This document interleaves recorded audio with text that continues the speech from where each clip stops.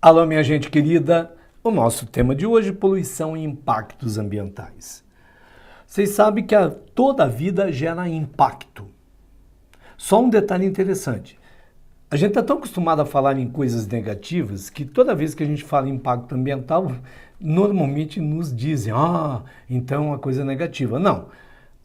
Qualquer vida gera impacto. Esse impacto pode ser positivo e pode ser negativo. Nós vamos tratar agora da poluição. Portanto, a poluição é um impacto negativo. Então, vou tratar das principais formas de poluição, comentar um pouco sobre elas, lembrando que sempre estão presentes nos testes vestibulares, concursos, Enem na atualidade, tamanha a importância deste tema. Quero que guarde uma coisa. A vida na Terra vai continuar durante muito tempo com ou sem o homem.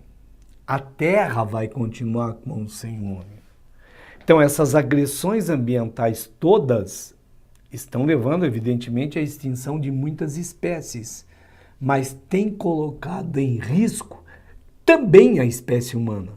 Portanto, todo o cuidado que a gente tem ao estudar este tema, no fundo, visa preservar a espécie humana. Então, quando a gente trata da questão ambiental hoje, o grande grito da questão ambiental é tentar preservar a espécie humana, porque as agressões são tantas e tem tanta gente no planeta, evidentemente, o planeta não comporta 7 bilhões e meio de pessoas, não há recursos para tanta gente, aí a agressão se torna um ponto de perigo para o extermínio da humanidade. Portanto, olha lá, nosso tema, poluição e impactos ambientais. Primeira coisa, definição de poluição. Qualquer modificação que altere o equilíbrio dos ecossistemas. Tem gente até que brinca e diz assim, poluição é a coisa certa no lugar e na hora errados. Porque desde que eu altere o equilíbrio dos ecossistemas, eu trato, então, conceitualmente por poluição. Agora, veja que coisa simples. A gente pode poluir o quê? O que temos na Terra. E o que é que nós temos na Terra? Ar, água e solo. Portanto, a poluição é sempre ar, água e solo. Então, você tem que saber quais são os principais tipos de poluição do ar, da água e do solo, as causas, as consequências. E não tenha medo de teste algum em qualquer lugar do mundo. Olha aí, ó. Tipos de poluição, ar, água e solo. Você vê aqui a fonte de poluição e aqui a consequência da poluição aérea.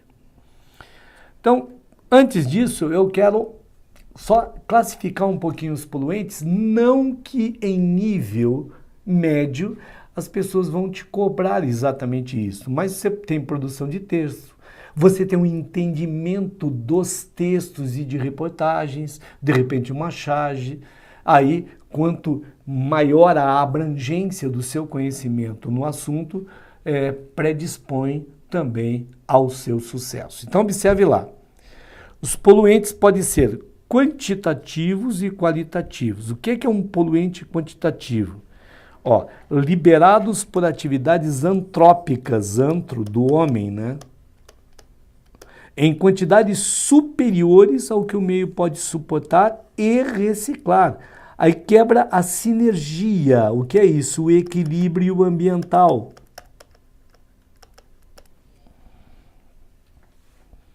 Então vejam, são substâncias que já tem no meio, não são novas. A agressão é na sua quantidade excessiva. Por exemplo, o gás carbônico, o ácido sulfúrico.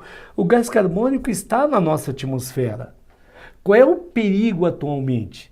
É a grande emissão de gás carbônico. Então eu estou colocando, eu digo o homem, a gente está liberando para a atmosfera uma quantidade muito maior de gás carbônico do que as plantas e as algas que o retiram via fotossíntese podem reciclar. Então, este é o descompasso. Já vi muita gente falando assim, o pessoal fala que o álcool é melhor que a gasolina, mas os dois vão liberar gás carbônico. Sim, só que o gás carbônico que está sendo liberado com a queima da gasolina é um carbono que ficou sequestrado do ambiente durante milhões de anos.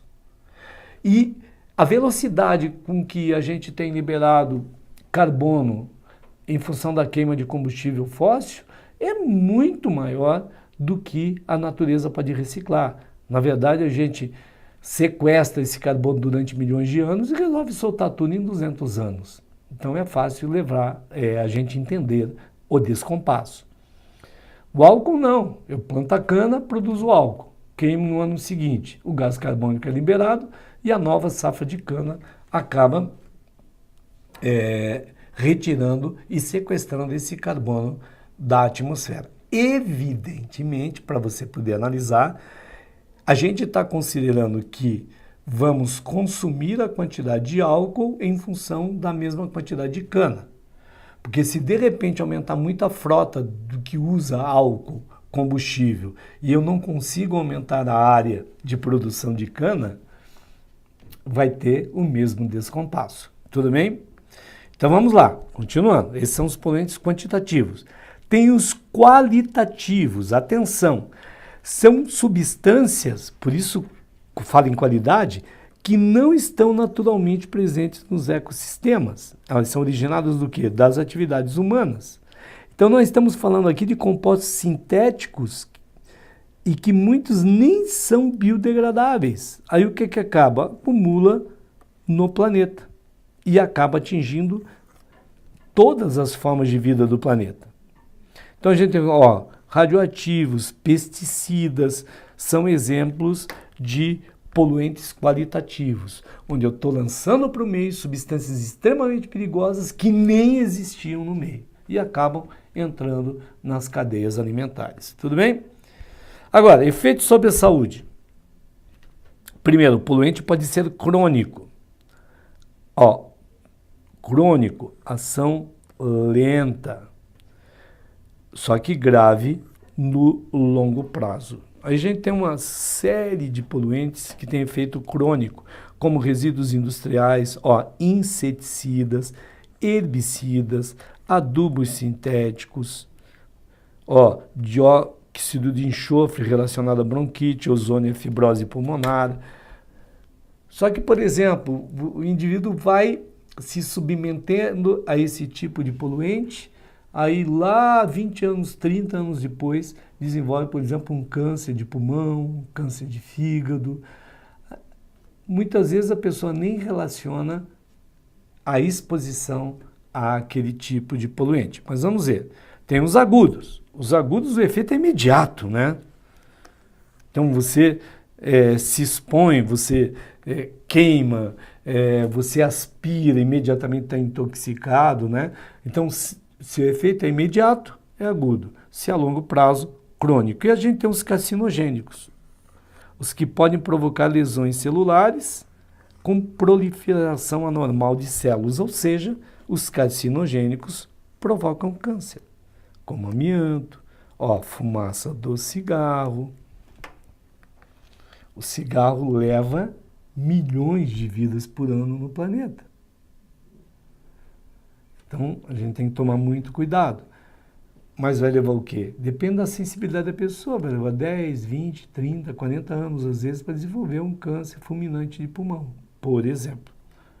Agora, a gente começa a estudar as fontes de poluição. Primários, emitidos diretamente através das fontes emissoras. Por exemplo, emissão de monóxido de carbono, óxido de nitrogênio, enxofre, gás carbônico, as chamadas partículas em suspensões, o PTS, né? São sempre liberados diretamente da chaminé da fábrica, escapamento de automóvel. Aí você tem os secundários, que resultam do quê? De reações químicas na atmosfera dos primários, ou na natureza dos primários, né? Por exemplo, o ozônio presente na troposfera serve como exemplo poluente secundário, sendo resultante de reação o quê? Fotoquímica, com alguns poluentes primários, como o quê? Os compostos orgânicos voláteis. A gente tinha, na época do DDT, o DDT é um inseticida que está proibido, mas você imagina que na natureza ele reagia com a água, por exemplo, e apareciam nos lixões, sei lá, em vários locais, substâncias diferentes. Então aí eu tenho um poluente secundário, ele não existia ali, ele resultou da reação de um primário com algum agente do meio. A partir de agora a gente começa rapidamente a comentar com você a parte essencial dos principais poluentes do ar, da água e do solo. Então vamos lá. Do ar, o que a gente tem? PI, ou aquele PTS, partículas inaláveis. As partículas inaláveis, você imagina fuligem, onde você tem grande quantidade de frenagem, né? Automóveis, ônibus. Então essas partículas que vão para o ar acabam sendo inaladas e vão para onde? Lá no nosso pulmão. Outros exemplos de poluentes aéreos são o monóxido de carbono e o gás carbônico. Você já sabe que o gás carbônico está relacionado ao aumento do efeito estufa, por exemplo. Já o monóxido de carbono ele é letal para a gente. O monóxido de carbono ele reage com a hemoglobina, forma um composto estável e o indivíduo no local saturado de monóxido de carbono é levado a óbito. Ele vai morrer. Por quê? Porque ele não consegue conduzir e oxigenar mais o corpo. Ele começa a ter uma sensação de sonolência, aí depois alucina e despluga. Já está mortinho, nos braços do Senhor, meu amigo. Aí tem o ozônio. O ozônio é o exemplo daquilo que eu te falei, que alguns autores falam, que poluição é a coisa certa na quantidade no local errados, porque o ozônio, a uma certa altitude, ele filtra a radiação ultravioleta. Aqui embaixo, ele é tóxico e pode causar fibrose pulmonar. Aí, ó, os hidrocarbonetos, os derivados lá de petróleo, que são carcinogênicos, óxido de enxofre, óxido de nitrogênio, eles são responsáveis, então, pela chuva ácida, por exemplo. O chumbo, né, que vai afetar, por exemplo, o nosso sistema nervoso. E aqui agora os principais eventos. A gente tem o efeito estufa. Gente, por favor, a gente pergunta por aí, efeito estufa é bom ou é ruim? Normalmente vem não, é ruim, cara. Não, o efeito estufa é ótimo, é ele que mantém a vida na Terra. A mesma coisa, um friozinho assim,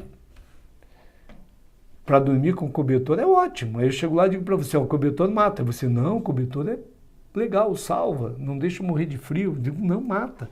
Eu vou lá e enrolo 500 cobertores em você, você morre. Eu digo, tá vendo como faz mal? Então não estou falando do cobertor, estou falando da quantidade de cobertores. Gente, efeito estufa é que mantém a vida na Terra, é uma estufa. Já vou te mostrar aqui. Agora, se eu aumentar o efeito estufa pelos gases de efeito estufa, aí eu aumento a temperatura da Terra e a gente vai a uma catástrofe ambiental. Porque você imagina que hoje está todo mundo adaptado. Você aumenta a temperatura da Terra, por exemplo, você encurta o ciclo de vida de uma planta, ela vai florescer antes, vai formar fruto antes. Aqueles passarinhos que tinham um ciclo de vida para os filhotes comerem os frutos dessa planta, já não terão alimento quando nascerem. Só para você ter uma ideia do resultado do aumento do efeito estufa. Mas olhe lá, o que é esse efeito estufa? Então a radiação solar vem, incide na Terra e a Terra reflete em forma de infravermelho, lá de calor. Uma parte se perde no espaço e a outra volta para a Terra, é re-refletida para a Terra. Resultado, ele aquece a Terra. Então, amiguinho, o efeito estufa mantém a vida na Terra. Agora, se eu aumentar o efeito estufa, repito, aí a gente consegue fazer uma tragédia aqui na Terra. Você vai dizer, mas eu já estudei que a Terra já foi muito mais quente. Foi, mas não tinha vida nem ser humano. Acontece que neste momento estamos nós aqui e as outras formas de vida também. Além do que eu falei há pouco do aumento do efeito estufa, eu falei da relação aí da coevolução de aves com plantas, mas você imagina o degelo, onde tem neve em montanhas, nos polos, a ida dessa água doce para o mar, a elevação do nível do mar, a produção de ambientes mais desérticos e áridos do mundo, já a dificuldade para cultivar determinados vegetais com ondas de fome no planeta, aumento do nível da água do mar com inundação de áreas e migrantes do clima que vão para outras áreas, vai ser uma confusão danada. O aumento de parasitos em regiões onde não tem hoje, vai aparecer malária, dengue em regiões onde elas não existiam. Então é um cenário bastante temerário, né?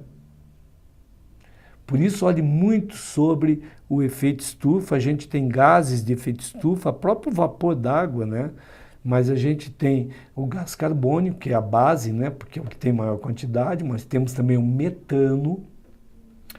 Cuidado, o metano é liberado com a atividade fermentativa lá das bactérias que vivem no boi. Então, a eliminação de gases pelo rebanho bovino, o pum da vaca, tem metano e é de efeito estufa.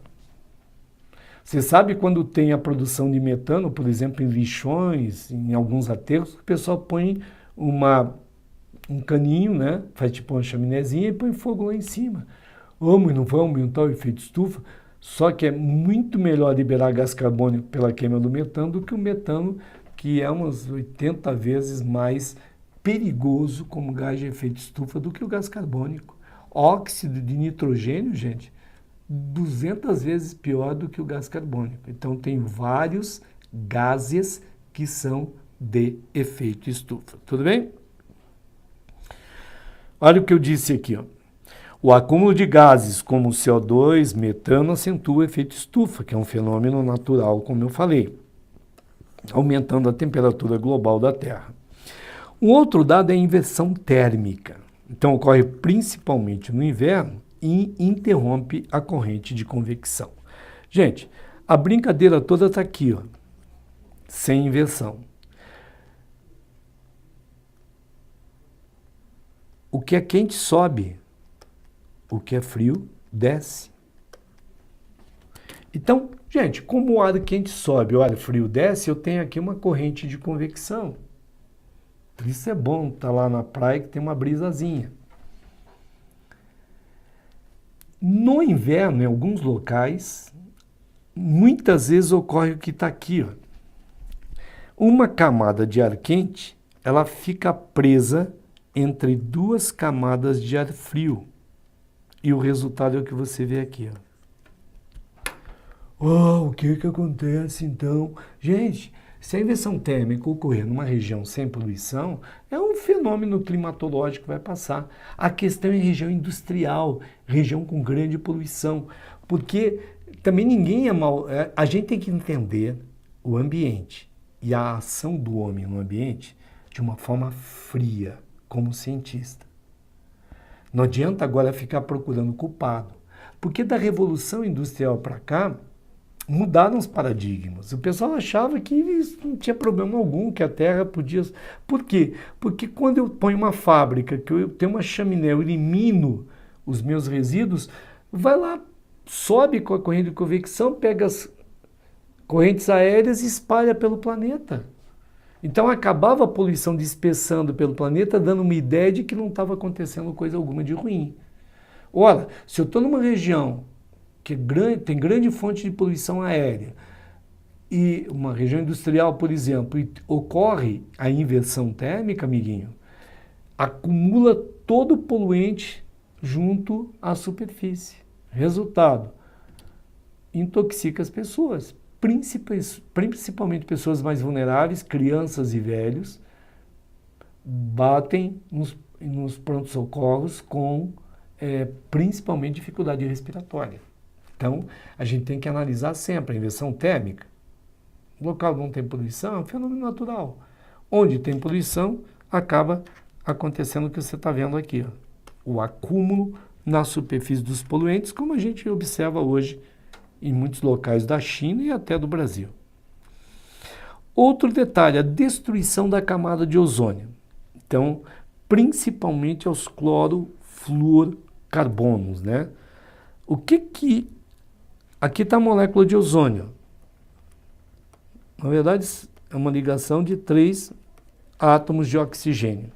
E aí acontece o quê? Eles filtram a radiação ultravioleta. Se a gente quebrar a camada de ozônio, a radiação ultravioleta, que é mortal para a vida, aumenta a incidência na Terra. Resultado, por exemplo, na gente, aumenta os níveis de câncer de pele. Por isso, em muitos locais, a pessoa dá a medida da radiação ultravioleta, está mais intensa ou menos intensa naquele momento, e a gente tem que tomar cuidado com o sol, usar protetor, ir à praia e se expor ao sol em horas próprias para o banho, né? Então de manhã bem cedo, final da tarde, fugir daquele horário onde a incidência é maior durante o dia. Agora, o outro dado, a poluição sonora.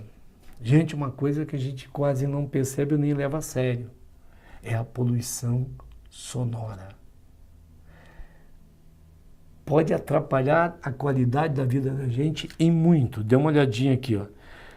A quantidade de ruídos nos grandes centros urbanos é muito grande. Aí você vê, o efeito na gente depende do quê? Guarda isso aqui, por favor, hein?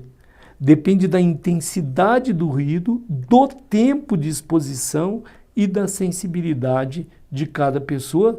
Olha, pode levar inclusive a surdez com o tempo. Porque, na verdade, a tendência com o tempo é a gente perder a acuidade auditiva.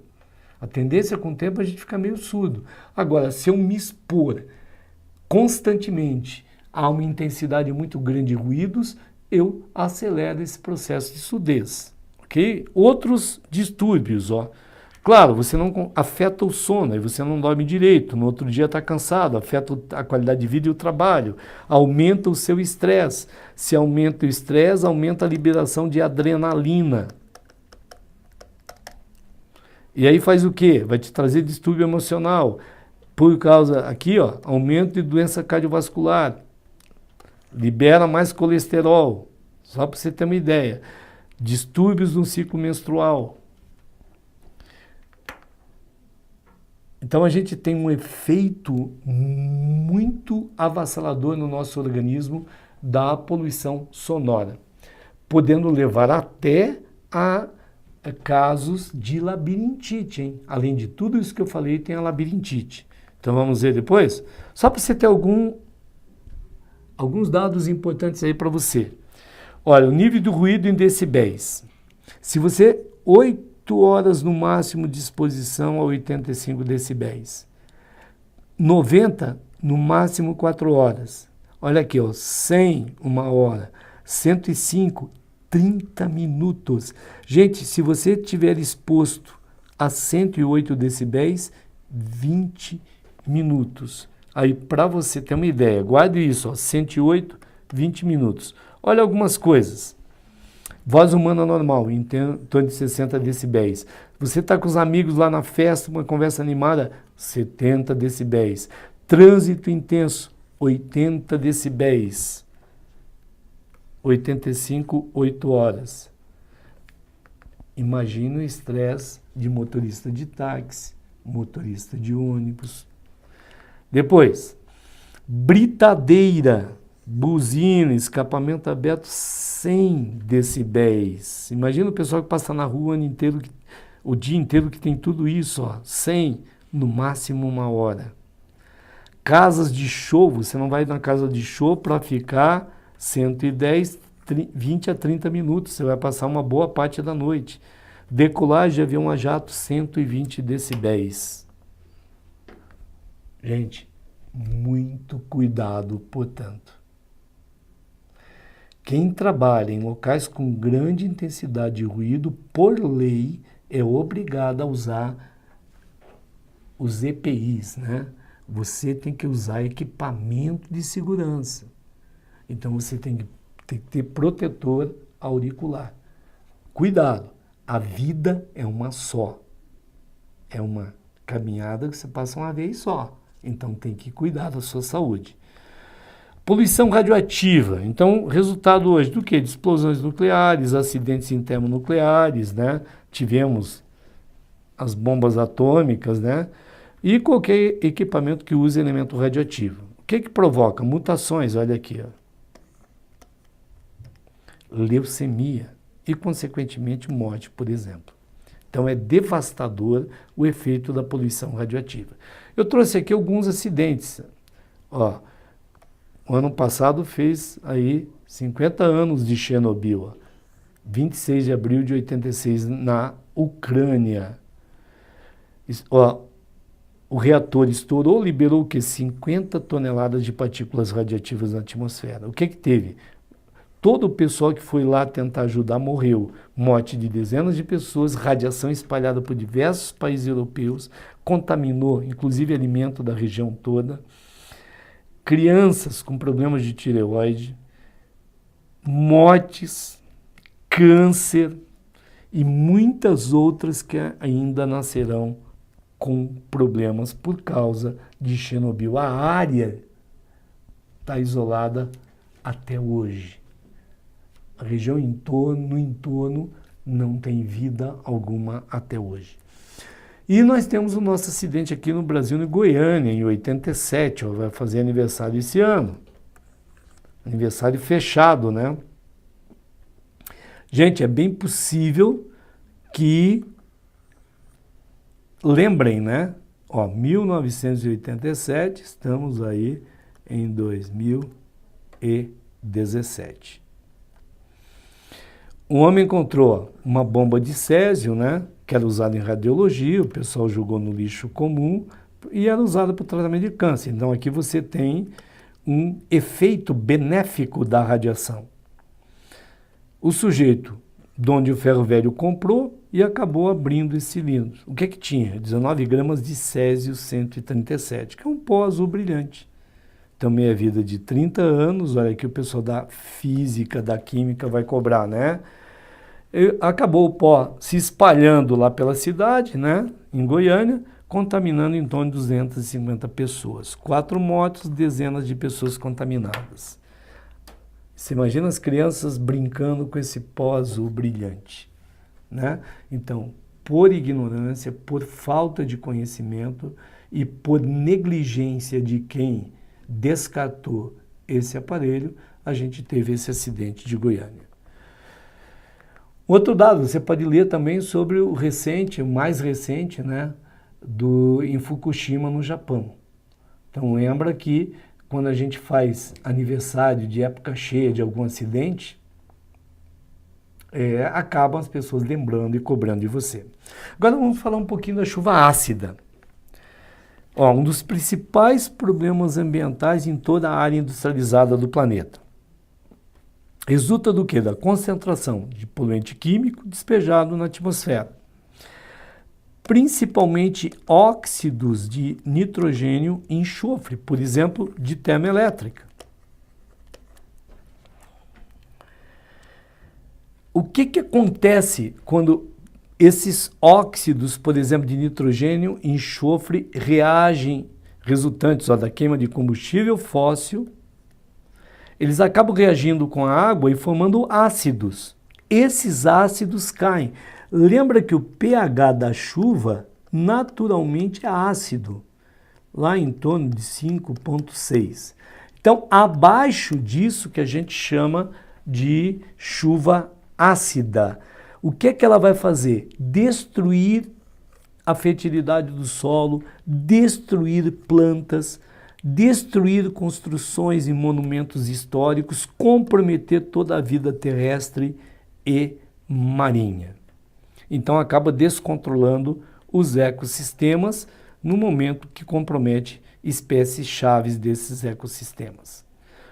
Ó, polui o rio, fonte de água, prejudica diretamente a nossa saúde, problemas inclusive pulmonares. Consequência da chuva ácida, já falei para você, destruição de lavouras e florestas, ó, altera o solo, altera os ecossistemas aquáticos, danifica a água potável, danifica edifícios, corrosão de veículos, de monumentos históricos. De acordo com o Fundo Mundial para a Natureza, ó, cerca de 35% dos ecossistemas do continente europeu foram destruídos por chuvas ácidas. Eu tive acesso a uma fotografia tirada numa região de floresta da Alemanha, num período de 10 anos. Então, 2 fotografias da mesma região. Tinha um castelo e a floresta em volta. Por causa da chuva ácida, 10 anos depois, só tinha um castelo. O resto, um deserto. Então, a vida foi completamente comprometida por causa da chuva ácida. Poluição do solo, você vê, principalmente o quê? O que a gente joga no solo. Então, é o uso irracional do solo.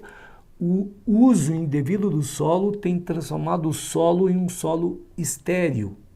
Então, muitas regiões do mundo, inclusive do Brasil, primeiro vem a erosão, depois a desertificação. Então, pelo mau uso do solo, porque tem mais gente na Terra, o nosso desafio é produzir cada vez mais alimento em cada vez menos espaço. Olha que desafio. Então, a gente tem um uso irracional do lixo. Ora, qual é a solução para o lixo? O lixão não é recomendável, como é proibido. Você pode dar uma olhadinha da nova lei de resíduos sólidos. Resíduos sólidos. Ela foi promulgada em 2010 e passou a valer a partir de 2014, agosto de 2014. Era para a partir de agosto de 2014 não ter mais lixão no Brasil. Eu passei em 2014 e 2015 nas imediações de Brasília, onde a lei foi aprovada e promulgada, e encontrei lixão para ver a nossa situação. Então, o ideal é o aterro sanitário. Dependendo do resíduo, ele pode ser incinerado ou tratado de outras formas. O material orgânico, a gente pode fazer compostagem, né? O que for possível, você recicla. A compostagem, você pode achar uma área onde você coloque o material orgânico e vai deixando as bactérias trabalharem nesse material orgânico. Então, em vez de eu lançar para ser levado para o aterro sanitário, por exemplo, ou abandonar em qualquer lugar, se eu morar numa região que tenha espaço, eu posso fazer a compostagem. Aí vira adubo, só que produz o metano, e nesse caso o metano vai para a atmosfera. A gente pode ter biodigestora. Hoje tem muita empresa, inclusive algumas fazendas sustentáveis, que pegam todo o resíduo orgânico, cocô de bicho lá do porco, todo o material orgânico coloca em usina em biodigestor, né? Que é igual a compostagem, só que é fechado. Aí o que é processado vira adubo e o gás metano é coletado para produzir energia elétrica, o que acaba tocando a própria fazenda, a própria indústria, né? Então a gente aprende a usar a energia disponível no planeta. Tudo bem? Ó, esse é o lixão. Então você vê simplesmente o pessoal arremessa numa área aberta, aí ocorre a produção do chorume e ocorre a lixiviação desse chorume, que vai percolar e vai ganhar no subsolo o lençol freático, comprometendo então a qualidade de água para a gente. Uma outra opção era o aterro controlado, mas dá uma olhada aqui no aterro controlado. Você pode captar, porque você vai colocando lá, mas não tem uma manta para impermeabilizar o solo totalmente. Aqui você pode ter até uma manta de PVC, essa manta acaba protegendo. Mas você vê, vai colocar o lixo, vai percolar e o chorume, que é aquele líquidozinho que sai do lixo, que você vê no lixo de casa, acaba comprometendo o lençol freático. Neste caso, ó, o metano produzido, para não explodir isso tudo, foi queimado. O ideal é aqui, ó. O ideal é o aterro sanitário, é isso que a nossa lei preconiza. Então você vai lá, abre a área, isso é tudo calculado, tem uma manta de PVC e argila, então você impermeabiliza o solo e evita a contaminação do solo e do lençol freático, ok? Aí você vai eliminando, você coleta o chorume e vai para uma estação de tratamento. não tem animais aqui, não tem mau cheiro, você pode coletar o metano ou queimar o metano e vai cobrindo a parte que você já colocou, já depositou o lixo. Tudo bem? Então são temas extremamente interessantes que a gente precisa saber. Leia sobre a nova lei dos resíduos sólidos. Agora vamos à poluição da água. Pode ter o quê? Resíduo industrial, esgoto doméstico. Este é um fenômeno que o pessoal vai falar muito para você. Eu quer dizer com. Trofos quer dizer alimento. Então, eutrofização, na verdade, é uma superadubação da água. É como a mãe lá, a avó que botava cocô de galinha, né, na terra para fertilizar. Então você superfertiliza a água, uma superadubação. Resultado, há uma intensa proliferação de algas. Dá uma olhada aqui, essa mancha esverdeada. Aí você vai dizer, mas que legal, vai produzir muita alga. Gente, é tanta alga que forma uma camada espessa e a luz não penetra. Aí começa a morrer as de baixo. E daí, aí enche de bactérias aeróbicas que vão consumir e decompor essas algas. Só que você sabe que o oxigênio é pouco solúvel na água.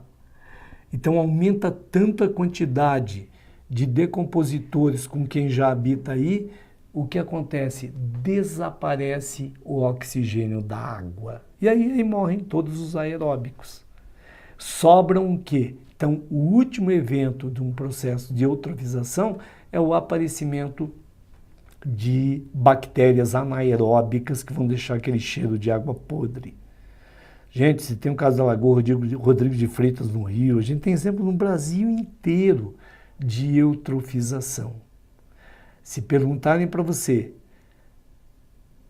qual a consequência nefanda da eutrofização, a exaustão do oxigênio.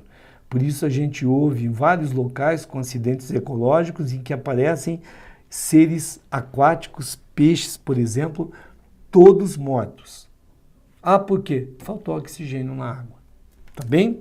Então lembra a exaustão do oxigênio e a morte dos seres aeróbicos, ok? Qual é a solução? Reaproveitar e tratar esgoto, né? Então você trata para quê? Para matar os micro-organismos e eliminar impurezas. Os resíduos semissólidos viram fertilizantes, o gás metano é então usado como combustível. Então a gente precisa ser inteligente para usar nossos resíduos. Tudo bem? A gente também tem a poluição industrial ou de atividade, como da extração do ouro, por metais pesados. E aí, meu amigo, entram nas cadeias alimentares. Lembra que um poluente no ambiente, o mais afetado é sempre o último elo da cadeia alimentar, e de todas as cadeias, salvo algum acidente, das quais participa o homem, quem é o último? É o homem. Acaba voltando contra a gente mesmo. Olha, por exemplo, o mercúrio, usado em garimpos, ele afeta o sistema nervoso. Essa fotografia é o resultado de um acidente com mercúrio em Minamata, no Japão, a partir dos anos 30. Olha os defeitos neurológicos nesta pessoa. Gente, você pode procurar, você tem que alastrar o universo de informação que você tem. Procure na rede, você acha vários filmes sobre o mal de Minamata no Japão. A indústria chamada Shiso, ela não foi negligente. Ela fez um estudo que o mercúrio, tinha uma fábrica de PVC e tal lá na Baía de Minamata, que ia jogar no mar, ia depositar no fundo e ia ficar inerte. O que eles não sabiam naquela época é que as bactérias podiam processar esse mercúrio e, na verdade, colocar um radical metil, que a gente chama de metilar o mercúrio. E aí ele acumula nos tecidos. Os resultados começaram a aparecer lá 20 anos depois. começou a aparecer peixe morto, começou a aparecer gato enlouquecendo e esses graves defeitos neurológicos em pessoas e que arrastou agora com fechar a indústria, pessoal pagando indenização até agora 2009. Veja, vai lá, seja curioso. Mal de Minamata. Minamata, assim como está aqui na telinha, tá bom? Ó, grande quantidade de mercúrio envenena e mata diversas formas de vida. Ó, peixe envenenado consumido pelo homem, danos ao nosso sistema nervoso. Outro dado, olha, fertilizantes e agrotóxicos, também efeito cumulativo nas cadeias alimentares. E aí, dependendo da quantidade e o tempo de exposição, causam câncer. Por isso, gente, hoje é proibido, inclusive, o reuso das embalagens desses agrotóxicos e fertilizantes. Então, por favor, cuidado, leia recomendações. Hoje não é qualquer pessoa que pode comprar à vontade, você tem que ter um receituário. Existe um controle muito grande no Brasil. E essas embalagens têm que retornar para a fábrica. A gente chama isso de logística reversa, cuidado, logística reversa, e está previsto na nova lei de resíduos sólidos. Ó, fertilizantes sintéticos, agrotóxicos, inseticidas, fungicidas, herbicidas, além de intoxicar e matar diversas formas de vida. Lembra que teve largo uso o DDT, hoje está proibido. Por quê? No organismo humano, ó, doenças e câncer de fígado, cirrose, né? O câncer está aqui, podendo levar o pessoal à depressão, por deprimir o sistema nervoso e ao suicídio. A gente tem dados, por exemplo, do Rio Grande do Sul, em áreas extensas de lavoura, o suicídio de jovens. Por quê? Por depressão. Mas por que deprime o sistema nervoso? Por intoxicação por agrotóxicos e pesticidas. Agora, uma coisa legal para a gente saber, horrível para o ambiente. A pesquisa que saiu nos últimos 2 anos lá na Europa, o pessoal começou a estudar o efeito no ambiente desses agrotóxicos de uma forma geral. Aí uma coisa interessante, eles falavam, mata minhoca, mata animais como tatuzinho de jardim, que são animais interessantes para a agricultura. E os fabricantes diziam assim, não, o meu bactericida não mata. O outro falava, o meu inseticida não mata. O outro falava, o meu fungicida não mata. O outro fabricante, o meu herbicida não mata. Só que a pessoa lá na lavoura usa tudo junto e tudo junto mata. Estou te contando essa curiosidade para que você tenha ideia do funcionamento e do mecanismo de ação no conjunto desses agrotóxicos e pesticidas. Olha, algumas alternativas tem. Com a biotecnologia, ó, a gente fazer planta, por exemplo, transgênica resistente a pragas. Aí eu não preciso usar o produto químico. Ou o controle biológico. A gente pode usar uma espécie para combater outra, essa não nos faz mal e a outra desaparece. É o uso de joaninha para combater os pulgões que parasitam as plantas. Por último, dá uma olhada aqui o derramamento de petróleo. Primeiro, você vai ver que esse óleo denso, ele é menos denso do que a água. Então o petróleo fica na superfície. Se ele fica na superfície, não entra luz. Se não entra luz, não tem fotossíntese das algas. As algas microscópicas que habitam a superfície dos oceanos, gente, são responsáveis pela grande produtividade dos ambientes aquáticos, pela renovação do oxigênio atmosférico para a gente e responsáveis, porque liberam dimetilsulfeto, pelo núcleo de condensação, ou seja, pela formação da maior parte das nuvens no planeta. Então, nosso interesse é manter essas algas. E sabe que são os produtores do oceano. Se eu matar as algas na superfície, toda a faixa vertical de vida desaparece. Ainda, o petróleo, ó, compromete a respiração de animais, o movimento de animais. É só você olhar esses animais aqui afetados pelo derrame de petróleo. A oxigenação da água, já falei para você, a água, o oxigênio é pouco solúvel na água. Se agitou um pouquinho, o oxigênio vai embora. Então você imagina numa situação dessa. Uma coisa que o pessoal quase não fala, esse petróleo fica aderido em rocha, as aves vêm, pousam na rocha, e aí com o calor acabam tendo queimaduras nas patas, o que vai levar também à morte dessas aves. Mas vamos lá. O que é que acontece no mar? Normalmente acidentes com petroleiros, né? E algum acidente em plataforma de petróleo, como a gente teve agora no Rio de Janeiro, no Golfo do México, né? Já falei para você o quê? Ele fica na superfície da água, bloqueia a passagem de luz, afeta o quê? Fotossíntese e oxigenação. Morre alga, morre todo mundo aqui.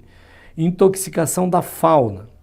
Impregna na branca de peixe, de molusco, então compromete a respiração.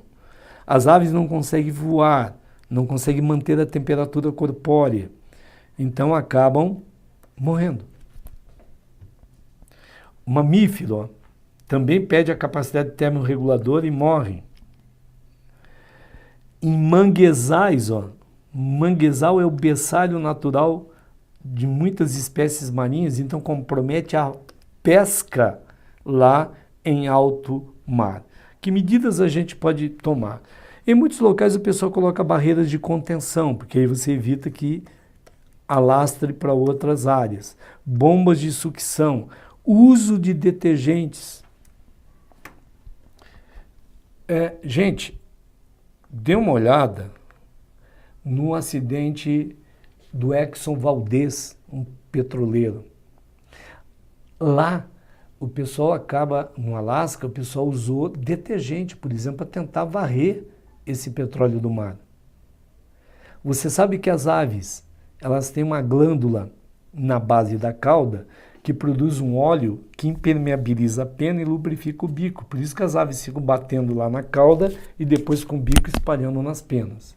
Só que as aves marinhas mergulhavam, por causa do detergente, esse óleo também dissolvia. Aí elas mergulhavam, encharcavam as penas e morriam afogadas. Então você vê que interessante para análise, porque primeiro morreram muitas e muitas por causa do acidente, por causa do petróleo.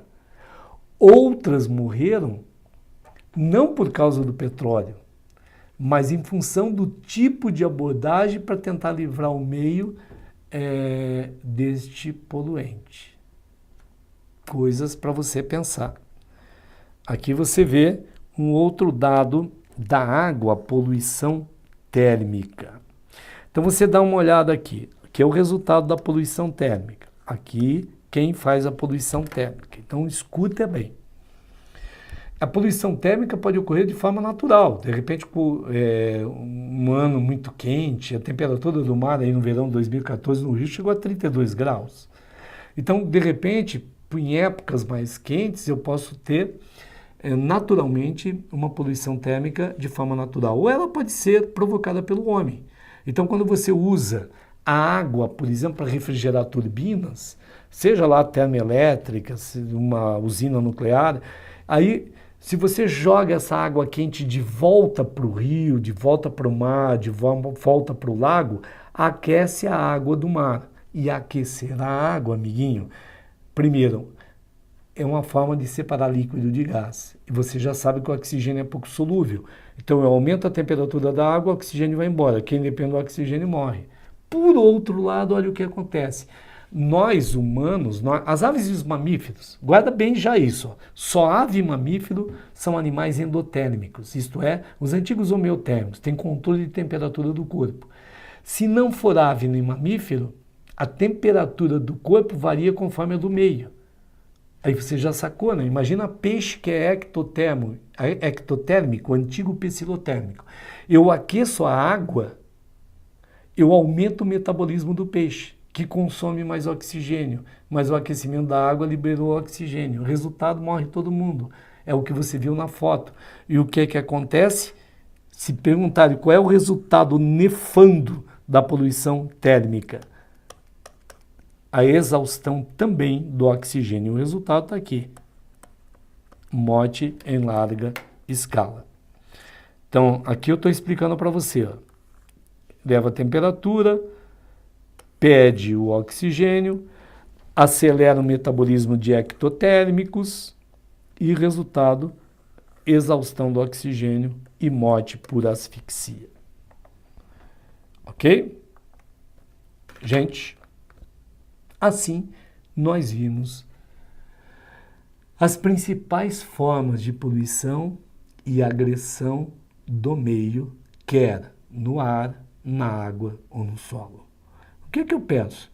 Que você leia com atenção, porque é a nossa atualidade, faça muitos exercícios sobre o assunto, porque uma coisa eu garanto, onde quer que você faça vestibular, o Enem, vai cair, porque é questão de sobrevivência da própria espécie humana. Valeu? Mais uma vez, um prazer estar com você e fica um abraço. Até a próxima oportunidade.